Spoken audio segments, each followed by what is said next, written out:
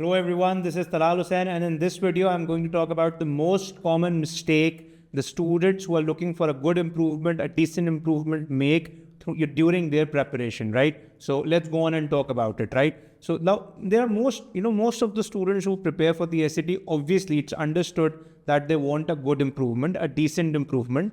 And I have seen students, especially I'm talking to those students who have solved many tests, they've gone through full length tests, but they are still struggling to get the score that they want. They are struggling to get the improvement that they're looking for. They are even after going through the concepts, even after going through solving the tests and going through everything and solving those questions on the college board question bank. Maybe they have done everything, right? Or they have done most of the things and still they're struggling to get that improvement. I'm talking to especially those students, right? Now, what is going wrong? There is one mistake that students, they tend to, because maybe they're oblivious of the fact that this is very important, or, whatever the reason may be, but this is one mistake that students, often make, because of which, they don't get the improvement that they deserve or they should get, right? Now, I'll not keep it, a surprise anymore. And that mistake is not analyzing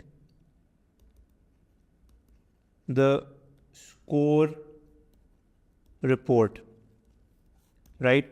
As cliched as it sounds, the score report is one of the most important elements that can get you the improvement that you're looking for. Why?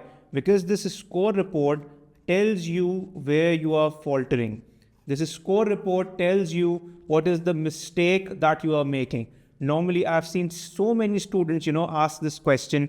I've been practicing for so many months. I have been doing all of these questions. I've been practicing so hard. I have done the hard questions. I've done the easy questions, the medium questions. I've done all the topics, but still I'm not getting that improvement. How should I get that improvement? Now, the focus is to get on the, to get the improvement, while, it should be on how you can get it, right? So how is very important.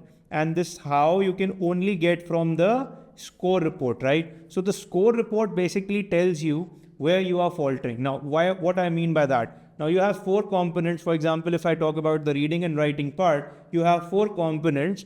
You have craft and structure, you have information and ideas, you have standard English conventions, and then you have expression of ideas. So you have these 4 components.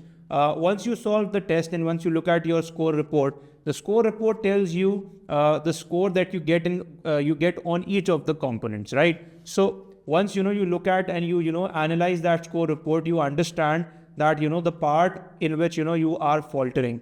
And once you know that, only then you can plan for it. You can never have a proper plan of action once you do not know the part of the test that you are faltering on. It's very important for you to understand that, right? So that is, only score report. It's only score report that can tell you that. So most of the students, this is one of the biggest mistake. They just keep on solving tests one after the other, oblivious of the fact that it's the score report that can give them the improvement. So how we should go about it, how we should not, or what we should do in order to, save ourselves from this mistake. Now, what I normally tell my students is that, you solve a test, then, you carefully analyze the score report. You see what the score report tells you. Now, if you understand, for example, that you're making error on the standard English convention part, or you're making error on the craft and structure part, or XYZ, any component, right? For example, if you're making error in the words in context part, which is there in the craft and structure.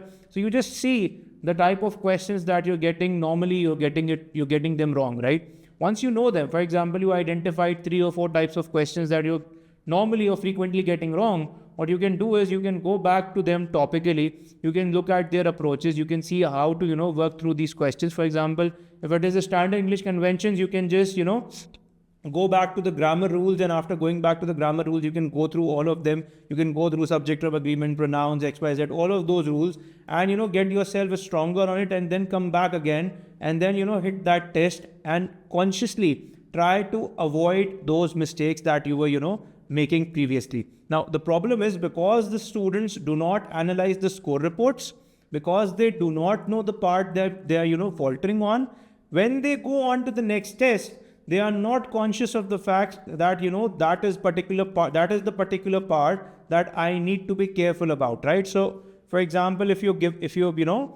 going through a test, or if you're going through an exam, any other exam, right? And you know your weak areas, you know your weaker areas, you work on them even more, right? And even when you have them on the test, you're very careful when you go through those areas, so that, you do not, slip away, or you do not make those mistakes again. Same goes for the SAT. So if you want that improvement, if you want to work hard, and if you want that improvement, if you want that 1500, if you want that 1400, whatever your score is, if you want that improvement of 200, 300 points, it's very important that you work on your score reports. You can solve 6 tests, 7 tests, 10 tests, 15 tests, full length tests, and even then, not get an improvement that you're looking for, because you don't know the problem, right? So before trying to get to that improvement, analyze after every test what your problem is, and then work on it, right? And then once you work on it, and then you go for the next test, analyze the score report again to see how much you have improved, right? So if you are getting better, that is a good sign. If not, you can go back to it and, study it again. There is no harm in it until you go to the SAT, original SAT. The practice tests that you do are just an indication of where you stand. They are not an indication of whether you'll get a good SAT score or a bad SAT score, right? So the original SAT score or the paper day, it can vary greatly from what you're doing on the practice test, right? So just make sure you analyze your score reports and, work on it accordingly, right? You can check out our recorded courses as well. You can go through our live classes as well. You can visit our website and, go through the services that we are offering. And I hope and wish you best of luck. Thank you so much.